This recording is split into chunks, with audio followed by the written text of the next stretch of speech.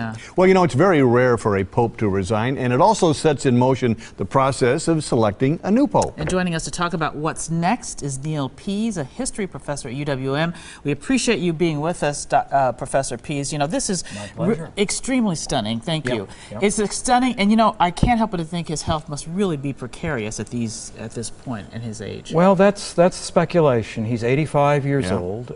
He was elected pope at a pretty advanced age 78. By that time in his life, John Paul II had already been pope for 20 years.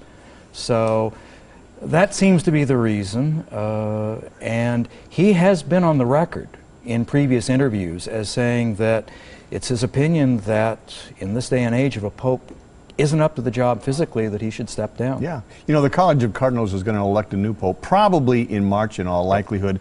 Is there any chance that an American will be elected pope? And I guess specifically... Which American could you be I wonder, talking let's about? see, Archbishop, now Cardinal Dolan, perhaps.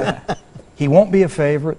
It's long been thought that the Cardinals would be extremely reluctant to elect a pope from the United States, the world's superpower, for all sorts of reasons. And there's never been an American cardinal who would have been considered papabile, a possible pope. He's got a shot. He really does. He's the right age. He has many qualities that a lot of people would be looking for in a new pope. The odds makers in London currently have him at 33-1.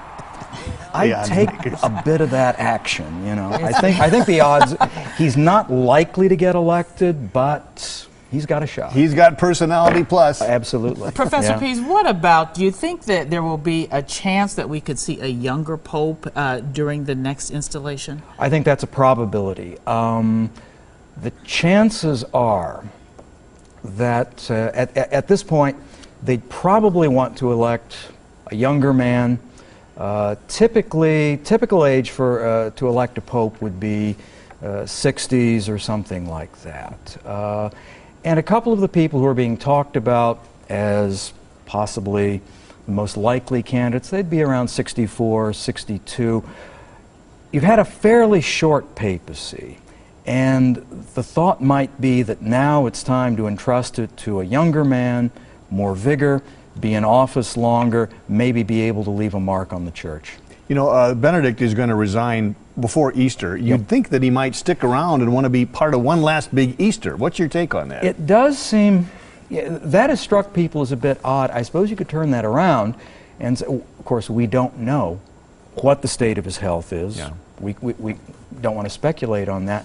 But given the timing of a conclave and all of that, he might be thinking that maybe he wants to announce the resignation in time to have a new pope installed for Easter, which is March 31st in Western calendar this year. Professor Neal Pease from UWM, we really appreciate your insight and being with us this evening. My pleasure. Thank you very much. Well, a few interesting facts about Pope Benedict. He is the first pope to resign since 1415. That was 600 years ago, so long ago that America had yet to be discovered. Shakespeare hadn't been born at that time, and the King James Bible hadn't even been printed. How about that? 600 years ago. Even